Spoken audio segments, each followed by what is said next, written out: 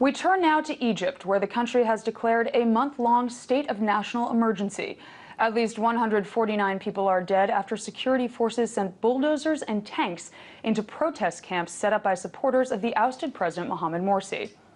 The violence began with Egyptian security forces storming two makeshift camps that had been occupied by Morsi supporters. The Muslim Brotherhood, which was behind the protest, told state TV that 2,000 people were killed. However, the Brotherhood has been known to give exaggerated figures and then later revise those figures.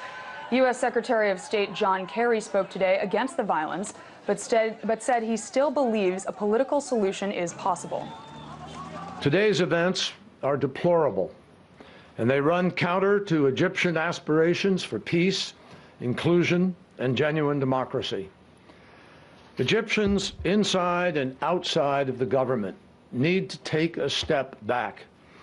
They need to calm the situation and avoid further loss of life. We also strongly oppose a return to a state of emergency law, and we call on the government to respect basic human rights, including freedom of peaceful assembly and due process under the law. In other developments on Wednesday, Egypt's Vice President of Foreign Affairs Mohamed El Baradei resigned. RT's Beltrou is on the ground in Egypt reporting all the latest.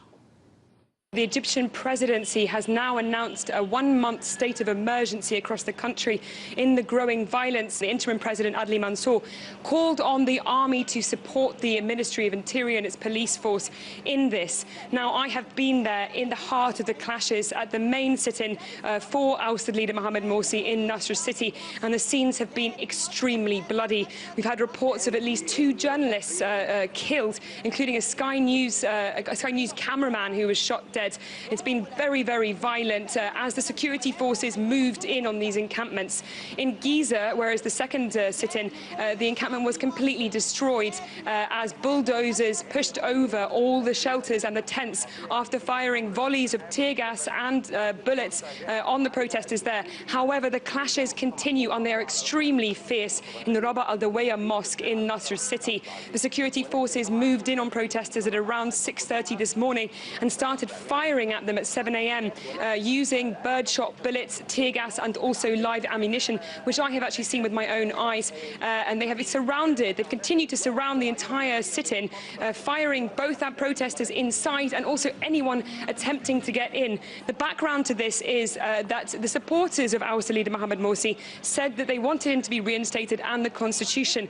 They started these 2 sit-ins in the capital and across many different governorates over a month ago, saying they will not leave until he is put back in place. As I approached the sit-in, security forces, as I said, had blocked off every entrance, even the smallest side streets. What this resulted in was basically these side road battles where the police and the military would fire heavily on anyone approaching, including journalists like myself, residents and families of those people trapped inside. I had to duck behind cars, behind any concrete barricades that I could find, as ammunition was being fired at me both from above and from in the front, including tear gas. The air was stinging. It was almost impossible to breathe. I was unable to ascertain whether this was in fact live ammunition, but I heard a lot of automatic weapon fire, and also I heard what sounded like rifle rounds. I managed to make my way into the sit-in after hours of being shot at, and found protesters, as I said, trying to find shelter, and like I said, women and children in there as well. The field hospital itself is in the heart of the clashes. You have to run through a corridor of live ammunition to get there that some protesters were doing. Meanwhile, others were wearing the Quran around their neck and chanting defiantly against the police force, saying they will not be intimidated.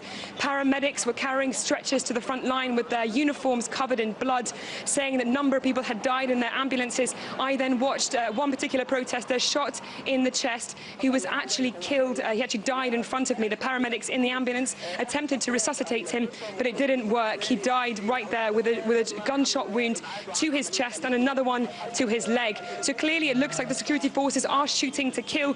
From my contacts inside the field hospital, they say that people have been shot to the head, the face, the neck and the chest. That was RT's Beltrou reporting from Cairo, Egypt.